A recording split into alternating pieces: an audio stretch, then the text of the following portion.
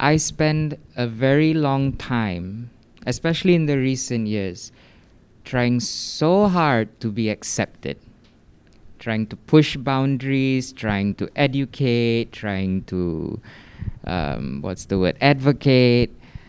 And then I realized, like, my God, it's a never ending battle. You know, that's not the way to go about it. I finally had to accept that when I step out of the house, there are gonna be people that accept me, there are gonna people that reject me. That's just the way life is. Yin yang, good bad. That's just the way it is. I feel like the LGBT community, you just gotta have faith in yourself. Be strong on your own. As long as you hold on to this, like, oh, when will society accept me? You're never gonna be happy. The first step is to just accept yourself, accept who you are. If you are gay, if you are lesbian, if you are bi, you are transgender, you gotta own it, you gotta love it. And then the second step is to realize there is duality. There's gonna be people who support, there are gonna be people who hate. That's just the way it is for now.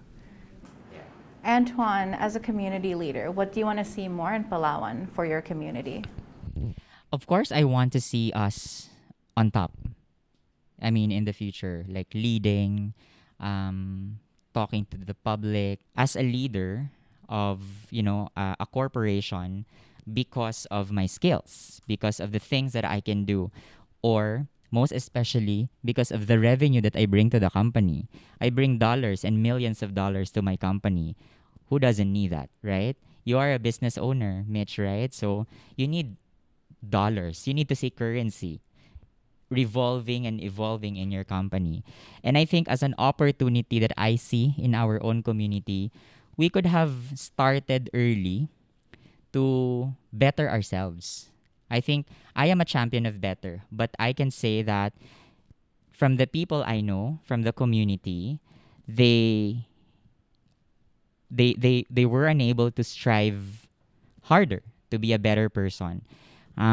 Let's say you finished summa cum laude in UP and you are a transgender woman. Who wouldn't need you, right? They will need you because of your credentials. They will not need you because you're a transgender woman. If, let's say, you are capable of building a company, the LGU will need you because you are money to them. I'm not saying that money will make people decide whether to accept you or not, but it's more of what can you bring to the table. LGBT community brings rainbow, happiness, right? Joy and love to the society. And I think that's what the community was built for. We from the community, we just need to be able to portray it with respect to ourselves and with respect to the society. So, we've all heard each other's thoughts on this discourse. What do you think? Did it change any of your opinions? Did it stay the same? Okay, I'm trying to build my not an argument but a statement. I think I I have built my values, and it made me or it helped me to where I am at right now. I think, well, there are probably, I will say, realizations, but I think I will believe that our God is a forgiving God.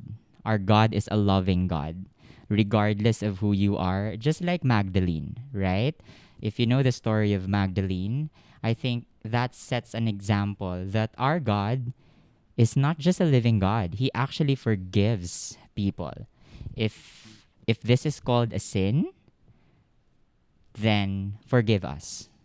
But as long as we do not harm anyone, we do not do anything negative to the society, we build lives, we help people, and we make the society happy, I think we're good.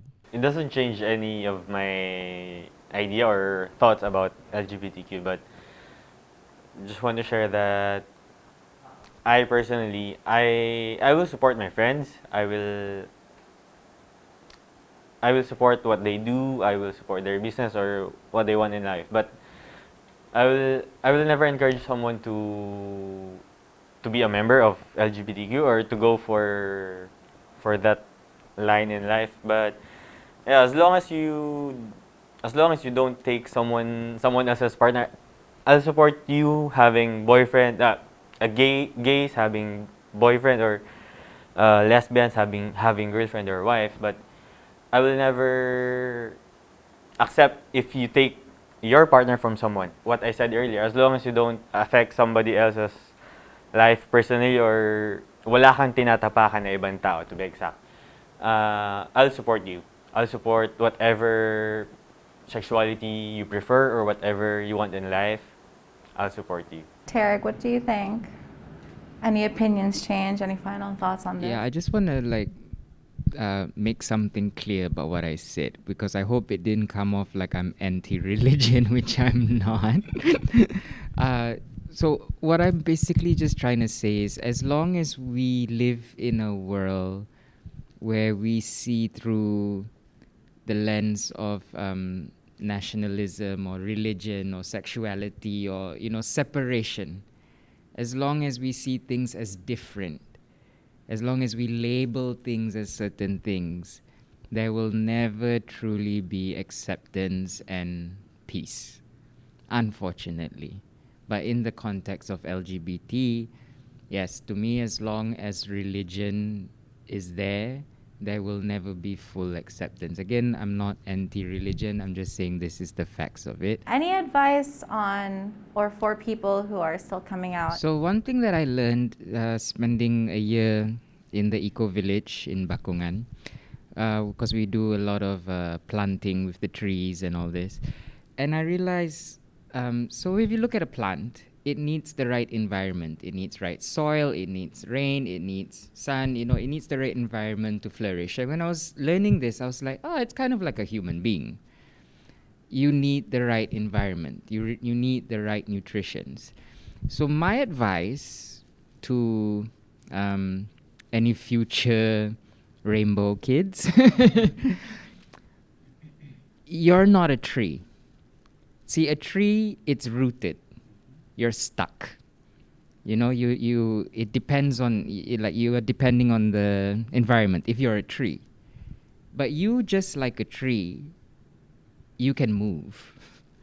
You can uproot yourself and you can get out. What I'm trying to say is, if you are in an environment where it's detrimental to your mental health, to your emotional health, to your spiritual health, to your overall well-being, find the courage to say peace out. Find the courage to say, you know what? This is not good for me. I can go somewhere else. Is what I did. I realized that Malaysia was really detrimental to my well-being, and it took a lot of courage for me to say, you know what? I'm going to take a gamble and go to the Philippines. And I've healed. I've dealt with so much trauma. I've overcome so much trauma. And I'm a much happier person. I'm much more in my element.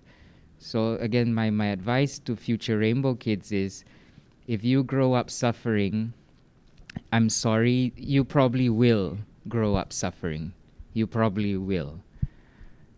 But after a certain point of time, you can decide for yourself when the suffering ends.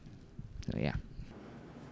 Antoine, you shared earlier about your community, your organization. Can you share about that? Sure, but I think I'll touch on the topic of coming out first, because it's a hard decision. It's actually a process that rainbow kids or young ones go through, and that includes anxiety, a lot of change. It depends on what your decision will be when you come out. And what's very important in coming out is having that support system. I'm not saying that having a support system will actually encourage you or tolerate you to be gay, to be lesbian, to be transgender. Instead, that support system will help you to be knowledgeable of what are you trying to enter into. Like, what are the repercussions? Of course, part of the repercussions would be people discriminating you, right? people looking down on you because, you're part of the LGBT community or whatnot. But having that support group, which we are right now, the Balangao organization or the Balangao community of Puerto Princesa, we help people understand the process. We help people not really to come out right away, but we help them understand what's in it for them. We try to answer their what ifs and we try to tell them what is. Of course, when you come out, I grew up in a Christian family. My grandma was a pastor. I used to, lead a worship team. And it was hard for me. It was not discussed, but, I think it was fluid of me. I mean, the process of me coming out was fluid. I mean, the flow was there. I didn't have to tell the world that, hey, I'm gay, I'm transgender, or whatnot. This is me. And this is what I'm brought into this world, I think. But yeah, that's the importance of having a group that could actually support and educate you, to guide you. Yeah. Thank you for sharing that. Yeah. Fred, what do you think? Any advice for those coming out? Because you told us that you have some friends from the rainbow community.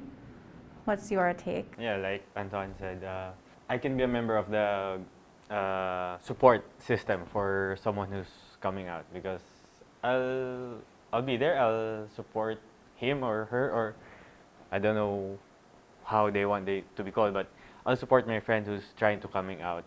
And if that will make them happier, like I have a coworker before.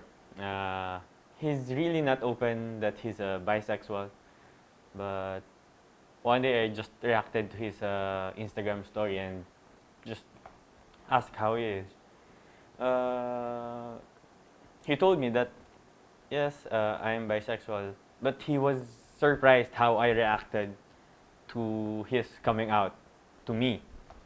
So yeah, I think I'll be a good support system when it comes to that. But yeah, I don't know how or what advice I can give. But yes, I'll be your friend when you're coming out, and I'll support you. I was trying to recall a situation wherein a staff of mine, he's gay, and he was saying na parang, kasi napansin ko, he was really one of the most creative staff in our resort. And sabi ko sa kanya, why not apply for a higher position? And then he said na parang, ma'am, accepted po pala sa inyo na ganito yung gender ko. I mean, parang I was surprised na syempre in general, Palawan, or when I went back here 11 years ago, may mga stereotypes of Mitch, don't hire LGBTQ community people because lolokohin ka lang or hindi mapagkakatiwalaan. But in my personal experience, they're the most creative, energetic, and very PR na staff. And so parang for me, again, as I was saying kanina, it's not more on the gender, but it's more on the pagkatao, the performance, the heart of the person doing his or her purpose. So that for me is parang, that's my guiding line in terms of hiring LGBTQ and being friends with them. Any final thoughts from everyone? Kat, I'd also like to add to what everyone said about having a support system. So just to share, when I came out, quote unquote came out because it wasn't like a big deal. But when I had my first girlfriend na lang, sige. So it was 7 years ago. We both look and dress the same. As in we borrow clothes from each other, right? So externally, as in literal, like we would get catcalled when we walked down the street. Like I remember it was like right outside of Shangri-La, tapos may dumaan na taxi, binabaan kami ng ano to? Ganun? Side, basta window, ganun. Hindi pa automatic ganun lang. So, yun, it was like, externally, it's there. It's given. But to Tarek's point, the proximate environment is very important. So how it is with my family, I would say I was one of the really lucky ones. So my family was very accepting of me, and it was not tolerance. It was like genuine acceptance. Meaning, of course I had I've heard questions like, oh, parang, are you gonna marry? Are you gonna have kids? But the question was, what I really appreciated about my family is the question isn't about the gender, but about the person. Like, oh, saan galing yan? Saan nag-graduate yan na school? Anong ano niya? Ano? It wasn't about the gender. It was how it would be if I introduced a boyfriend. Na mabait ba yan? Ganyan. Sa nakatira yan. So it wasn't really about the gender.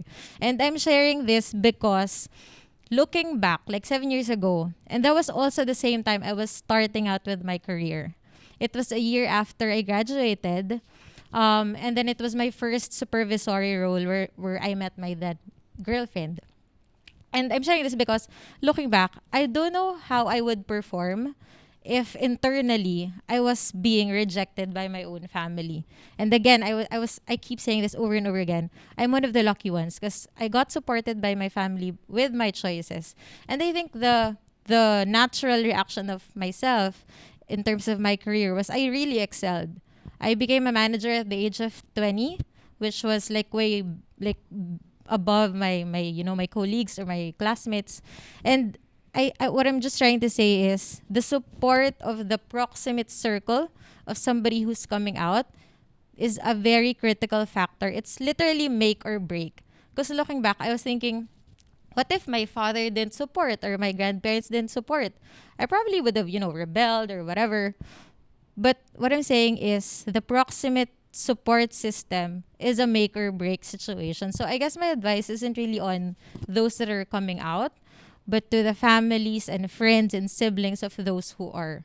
Because, it's a ripple effect. You can never take it back. You can never say, oh, I'm sorry I didn't support you at first. Well, of course you could, but what's done is done. And for all you know, like I believe in, I believe in the natural flow of the universe. Once you do something, like a small act of kindness would go a long way. And then the opposite side of things, once you say, oh, you're not valid, for all you know, like after 20 years, that person still carries it.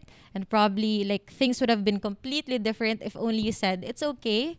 I accept you. I understand you. If I don't understand you now, please help me understand you. So yeah, the advice is really for the proximate circle of those that are coming out.